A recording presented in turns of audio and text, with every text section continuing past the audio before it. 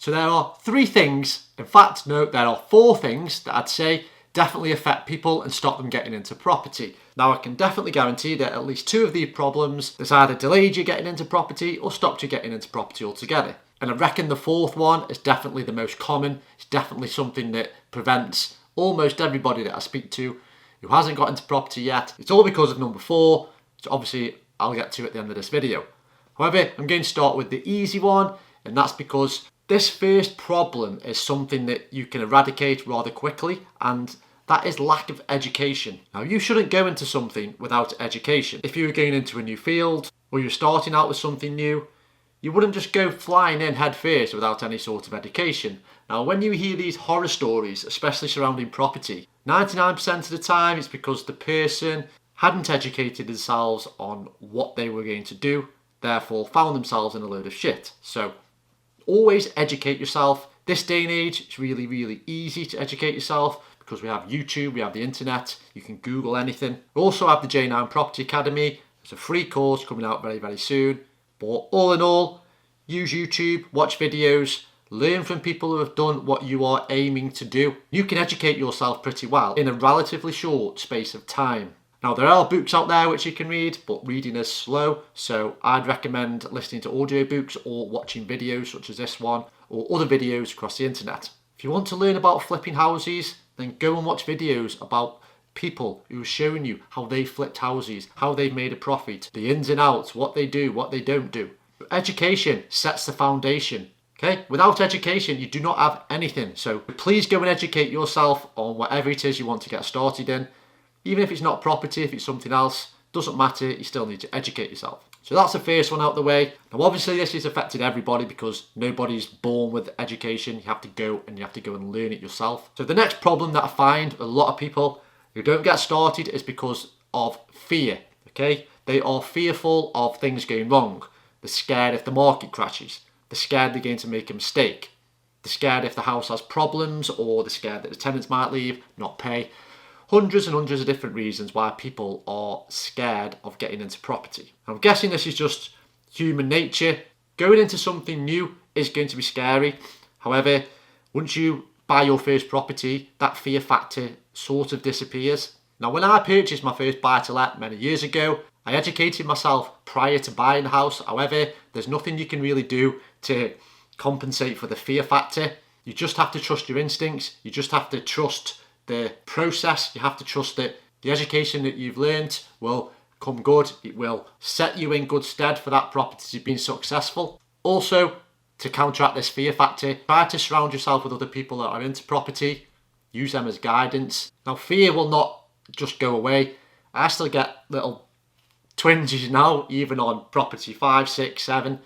You'll always get that thing in the back of your mind that's sort of telling you what are you doing. However, you just have to get through it. You just have to ignore it. So fear, it's just one of those things we have to live with. It's one of those things we have to try and overcome mentally. And it's certainly something that happens to all of us. So don't be afraid that you're the only one in this situation. Don't worry that you're fearful about buying a property because everybody is. So don't concern yourself with that. Now, moving on to the third one, and that is bad advice.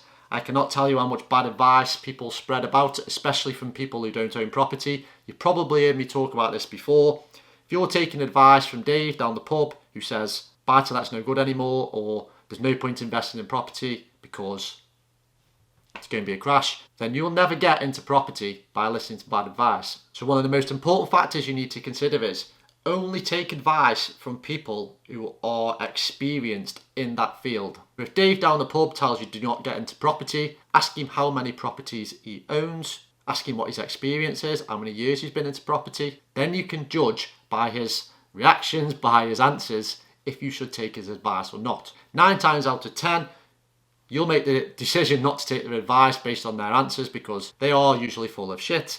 They'll probably say they don't actually own any property, or they owned one 10 years ago and such happened. So always take it with a pinch of salt, any advice that you receive from people, especially people you know. The strange thing about advice is it seems to be the closer you are to somebody, the worse the advice is. So advice from family members, close friends, people at the pub, that's the kind of bad advice that you will get. Whereas if you take advice from somebody who's away from your usual comfort zone, somebody that's experienced in property, then these are the type of people where you should listen to what they are saying. So yeah, bad advice, don't listen to it. Obviously your brain will take in everything you hear, so you're going to have to try and figure out which pieces of advice to put in the bin and which pieces of advice to take on. Somebody told me about 4 years ago not to get into property anymore because it was dead. The time had gone, all this rubbish. So what I went and did was, I went and bought 4 more properties. Obviously, to this day, they've made me a lot of money. They've all increased in value as well as bringing in cash flow every month. So I'm really glad I didn't listen to that person. I'm also glad that I used my own initiative. I educated myself. I put aside the fear factor. I made my own decisions and I didn't listen to bad advice.